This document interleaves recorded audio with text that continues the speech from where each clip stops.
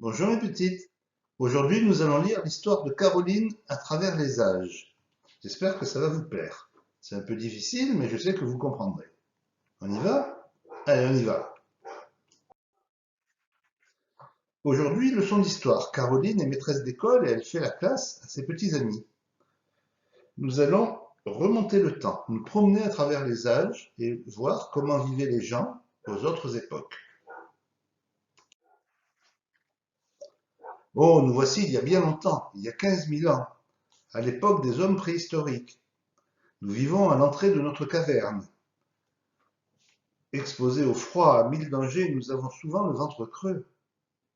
Cependant, nous savons déjà comment allumer du feu, nous savons tailler le silex pour faire des outils. Youpi taille des silex et fabrique des haches et des pointes de lance. Ce sont nos seules armes pour nous défendre contre les mammouths. Les mammouths, c'est cette espèce de gros éléphant qu'on voit au fond. Pouf, lui, peint des fresques sur les murs de notre caverne. Pouf, on le voit qui peint des dessins. Il dessine des mammouths, il dessine des chevaux.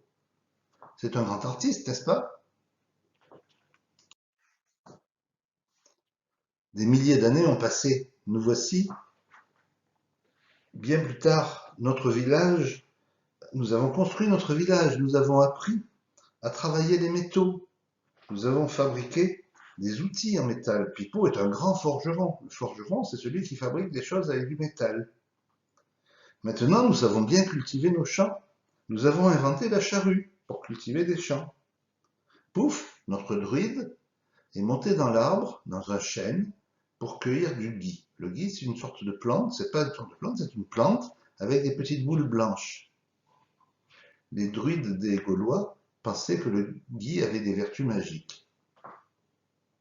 Oh, mais voici qu'on nous attaque!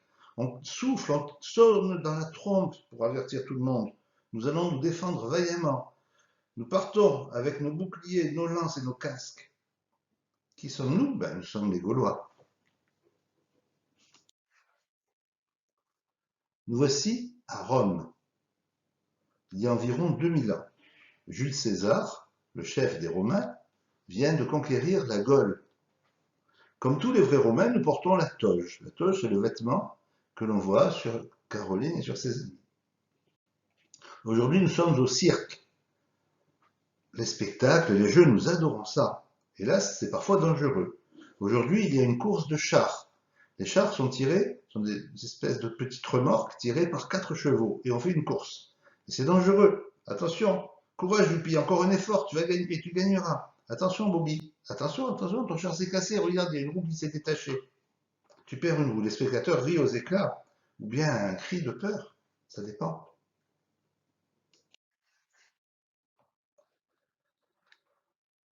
Quelques temps plus tard, quelques siècles plus tard, voici les Normands. Les Normands, ces fameux Normands, sont des navigateurs venus du nord de l'Europe. Ils ont traversé les mers et les océans à bord de leurs bateaux. Ces bateaux que vous voyez, on les appelle des dracars. Ils ne sont pas bien grands, ils ne sont pas bien gros, mais comme les Normands sont très courageux, ils vont très loin avec. L'océan ne nous fait pas peur. Quelle histoire! Nous n'avons à boire que de l'eau, pas de vin, pas de bière. Quand nous approchons de la terre, sauve-toi, petite bergère, car on pourrait bien s'en prendre à tes moutons. Nous n'avons rien ou pas grand-chose à manger à bord de nos bateaux.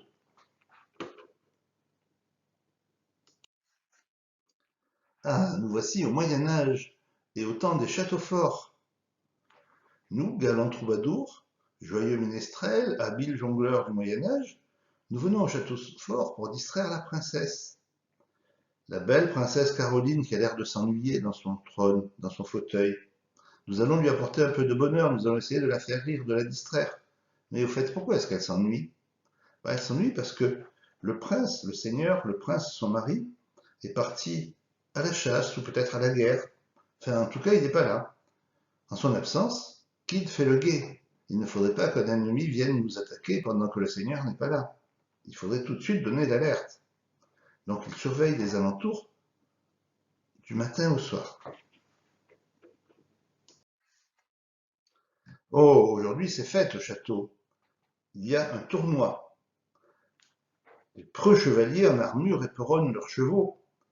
Les chevaux sont couverts de protection, de couleurs, des lances s'entrechoquent avec fracas. Oh, Noiro est tombé à terre, il est humilié, et surtout il a perdu le tournoi. Il est tout désarmé. Ah, la princesse Caroline, coiffée de son hennin. Le hennin, c'est le chapeau pointu que porte la princesse Caroline sur cette image, vous voyez. Donc, je dis, donc Youpi, approche Youpi, lui dit la princesse, coiffée de son hennin. À toi, chevalier sans peur et sans reproche, je te donne le grand prix de vainqueur du tournoi. Et elle lui remet un os avec un ruban.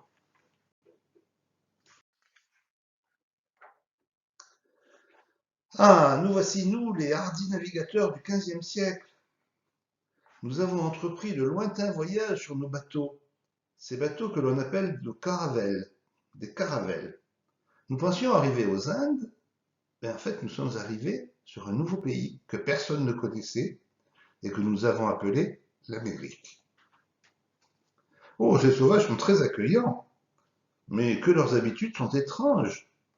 Ils fument du tabac. Youpi a voulu les imiter, mais il a toussé, toussé, toussé, il n'est pas prêt de recommencer. Bobby, lui, s'intéresse aux patates. Les patates, c'est des légumes que les sauvages mangent, mais qui sont très bons. C'est décidé, Bobby va les ramener en Europe et il les appellera des pommes de terre. Et oui, Luffy, les pommes de terre, ça vient de très loin. Ça pas toujours, on n'a pas toujours connu ça.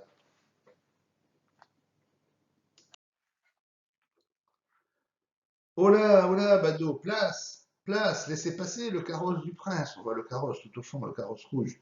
Et puis on voit la princesse qui est dans la chaise jaune, ça s'appelle une chaise à porteur. C'est-à-dire qu'on est assis dedans et il y a deux porteurs à pied qui portent la personne qui est assise dedans.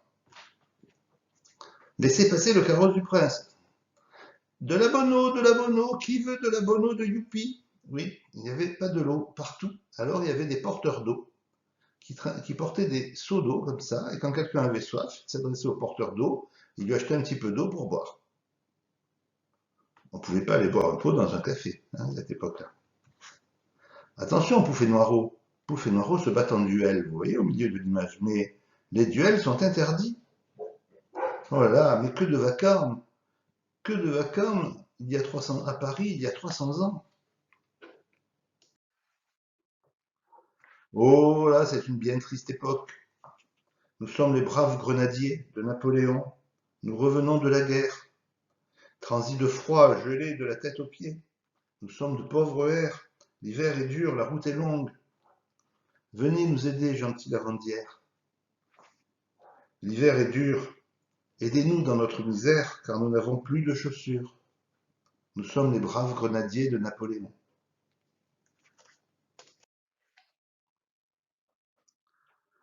L'essieu, c'est cassé. L'essieu, c'est la tige sur laquelle est fixée la roue.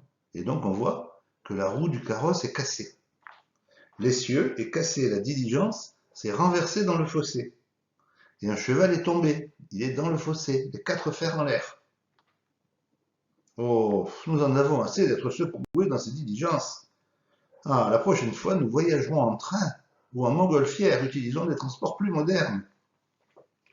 Le montgolfière, c'est le ballon qu'on voit en haut de l'image. Et là, on voit un train, comme les premiers trains.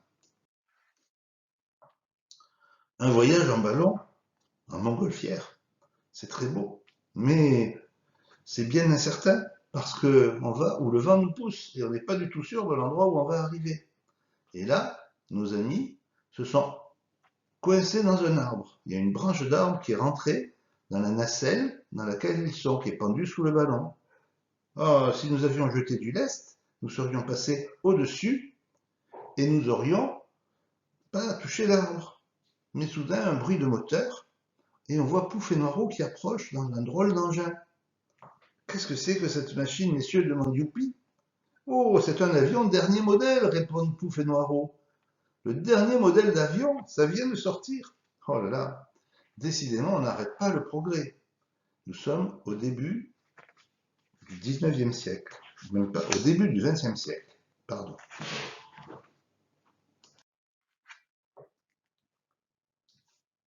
Nous voilà revenus à notre époque, annonce Caroline. Depuis l'âge des cavernes, depuis les hommes préhistoriques, nous avons beaucoup changé, n'est-ce pas? Notre vie s'est beaucoup améliorée. Oh oui, disent ses amis. Avant d'ajouter encore, maintenant, nous avons à notre disposition des engins magnifiques, des avions qui vont très vite, des trains qui roulent à grande vitesse, des voitures, des vélos, des métros.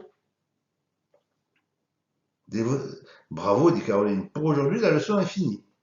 Allez, tout le monde se lève. Tout le monde se lève, oui, et sauf Boum, qui s'était endormi et qui rêve. Il rêve qu'il fait un voyage en fusée. C'est la seule invention dont Caroline n'a pas parlé à ses amis.